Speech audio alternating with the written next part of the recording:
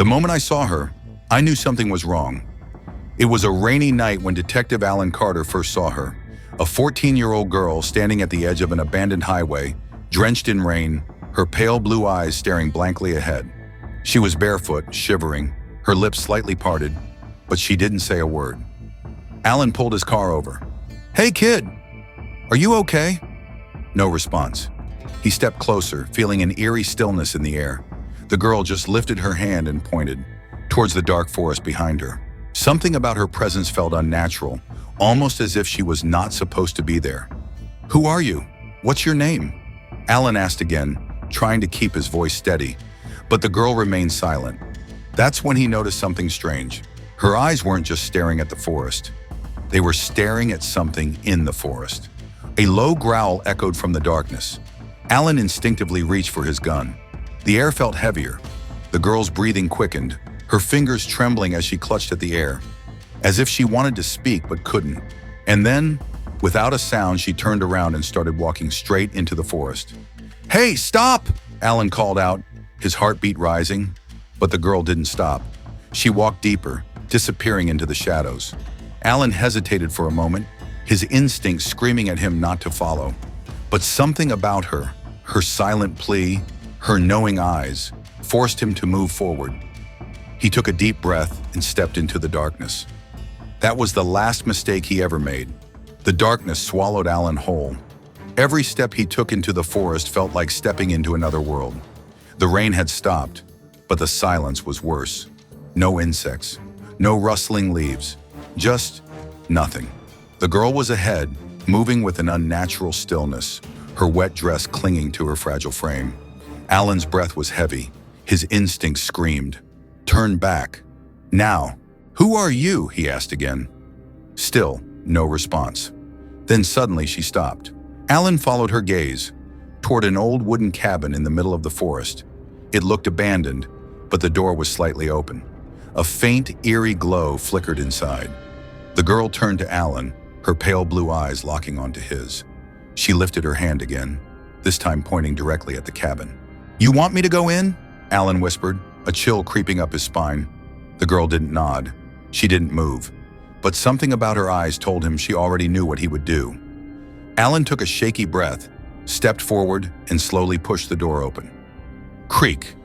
Inside, the air smelled of damp wood and something else. Rotten, old, forgotten. On the floor, dust-covered photos were scattered everywhere. Alan bent down, picking up the nearest one. His own face stared back at him. His stomach twisted. These photos were from his past. Some were from his childhood, some from cases he had worked on. And one was a photo of him standing outside this very cabin, taken just minutes ago.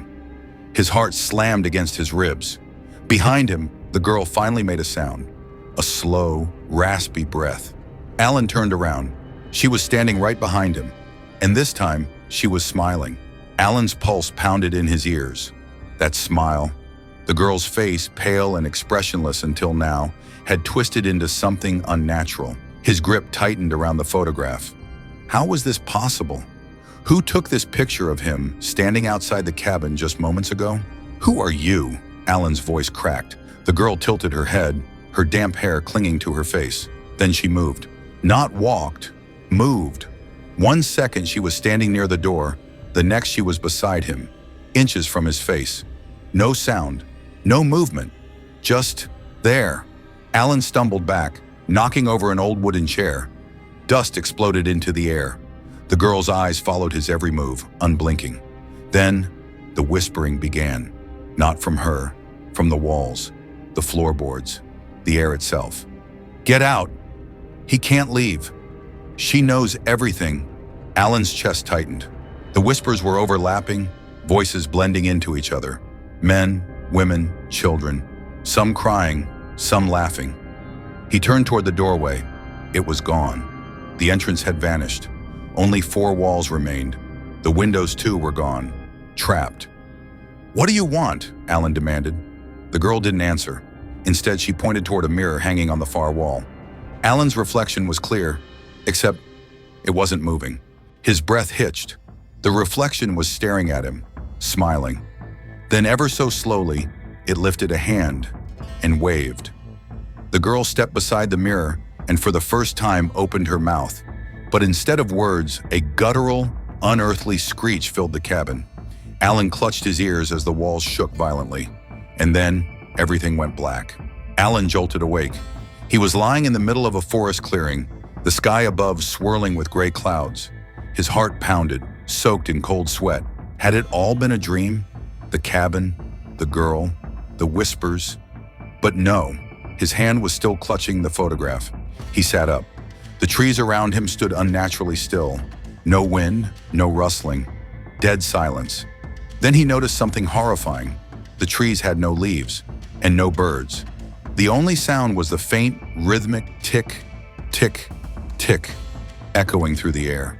Alan followed the sound, pushing through thick mist, until he saw something ahead, an old rusted swing set, moving ever so slightly. On it sat the girl, still silent, still staring. This time, Alan didn't ask who she was. He was done with questions. He slowly approached, watching her eyes. There was something different now, less haunting, more desperate. He looked down. The dirt under her feet was marked with symbols, a circle, lines, strange writing. As he stepped closer, his foot accidentally touched the circle. Flash. Suddenly, memories that weren't his invaded his mind. A family, a fire, screams, a ritual, and her, the girl, standing in the center, while people chanted and pointed. She wasn't the curse, she was the sacrifice. Alan gasped, clutching his head. When he opened his eyes, the girl had written something in the dirt. "Help me find my name." For the first time, Alan understood. She wasn't trying to haunt him. She was trapped, forgotten, her name erased. He looked at the photo again. This time, the background had changed. A school emblem was faintly visible on a wall behind him. That was the clue, the beginning. And the tick-tock sound? It had grown louder. Time was running out. Alan stood before the abandoned school, its rusted gate creaking as he pushed it open. The emblem from the photo was carved above the arch, faded but unmistakable. A crow cawed overhead, the only sound in the still air. The building was wrapped in ivy, windows broken like tired eyes. But something about it pulled him in, like he was meant to be there. As he stepped inside, a wave of cold hit him. The hallways were covered in old torn posters, dusty lockers, and broken tiles. But it was the mural on the back wall that made him freeze. It was her, the silent girl, painted larger than life, surrounded by books and symbols. But her face was scratched out violently, almost like someone wanted to erase her entirely. Alan's pulse quickened. In the corner of the mural, faint letters remained. Project EISA. He didn't understand it until a whisper echoed through the hallway. "Remember who she was." He spun around, empty. He followed the whisper down the staircase into the underground archives.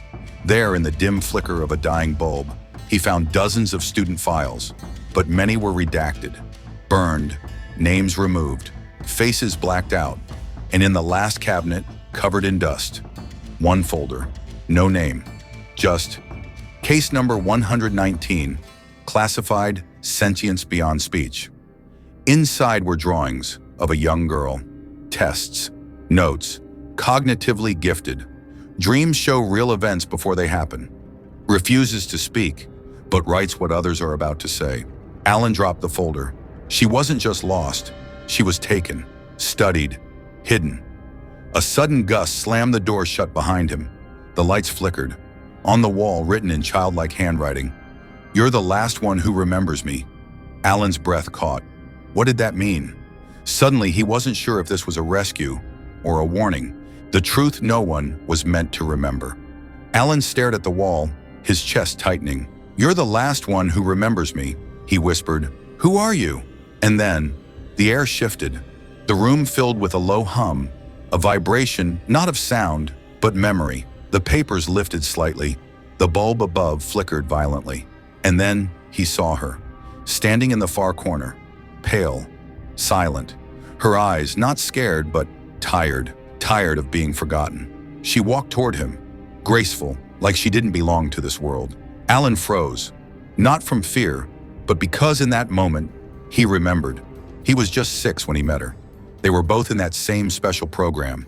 She never spoke, but she knew things, could answer questions before they were asked, could write down dreams that later came true. They called her EISA, not a name, an acronym. EISA, Enhanced Intuitive Sentience Apparatus. She was not just a girl. She was their creation, their experiment. And Alan? He was the only child who ever treated her like a real person, who didn't fear her or try to fix her. When the project was shut down, they wiped everyone's memory, except his. Why? Because Isa chose him. "You're the only one who saw me as more than a file," her voice echoed, not from her mouth, but inside his thoughts. "They'll come again. They always do. But now, you can choose." The files lit up, each page turning to light. A final test. Expose the truth and risk everything, or let her fade forever. Alan took the folder, stepped into the light, and walked out of the past. A new video uploads to the world. Footage, files, a name. Isa. She's no longer just a memory. She's the world's truth now. And somewhere, in silence, she finally smiles. Sometimes the loudest truths come from those who never speak. She couldn't talk, but her story said everything. If this touched you, like, share, and subscribe to Explored Vibes, where emotions turn into stories. Stay curious, stay kind, stay explored.